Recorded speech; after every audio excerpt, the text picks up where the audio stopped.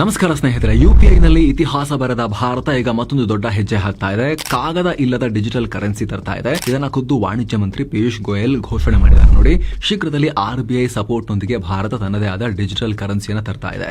ಅವ್ರು ಹೇಳಿದ್ದಾರೆ, ನಾವು ಖಾಸಗಿ ಕ್ರಿಪ್ಟೋ ಕರೆನ್ಸಿಯನ್ನ ಪ್ರೋತ್ಸಾಹಿಸಲ್ಲ, ಆದ್ರೆ ಸರ್ಕಾರಿ ನಿಯಂತ್ರಣ ಇರೋ ಹೊಸ ಡಿಜಿಟಲ್ ಹಣವನ್ನ ತರ್ತಾ ಇದೀವಿ. CBDC, central bank digital currency ಅಂತ ಹೇಳಿದ್ದಾರೆ.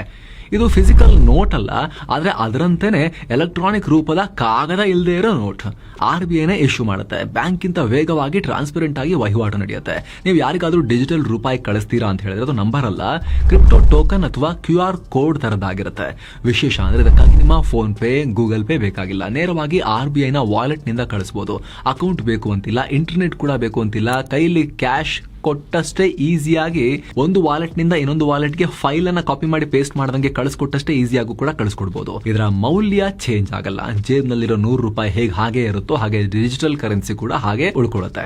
ಕ್ರಿಪ್ಟೋ ತರ ದಿನಕ್ಕೊಬ್ರು ಹರಾಜಲ್ಲಿ ಹೋಗೋದಂಗೆ ರೇಟ್ ಜಾಸ್ತಿ ಆಗ್ತಾ ಹೋಗೋದಿಲ್ಲ. ಸರ್ಕಾರ ಹೇಳ್ತಾ ಇದೆ ಇದು ಫುಲ್ ಸೇಫ್, ಯಾಕಂದ್ರೆ RBIನೇ ಮಾನಿಟರ್ ಮಾಡ್ತಾ ಇದೆ. ಇದರ ಬ್ಲಾಕ್ ಚೈನ್ ಟೆಕ್ನಾಲಜಿಯನ್ನ ಕೂಡ RBIನೇ ಕಂಟ್ರೋಲ್ ಮಾಡುತ್ತೆ. ಈಗ already China, Nigeria, Russia, Jamaica ಅವರೆಲ್ಲ ಡಿಜಿಟಲ್ ಕರೆನ್ಸಿ ತರ್ತಾ ಇದ್ದಾರೆ. ಭಾರತ ಕೂಡ ಅಲ್ಲಿಗೀಗ ನುಗ್ತಾ ಇದೆ ಆ ಪಟ್ಟಿಗೆ.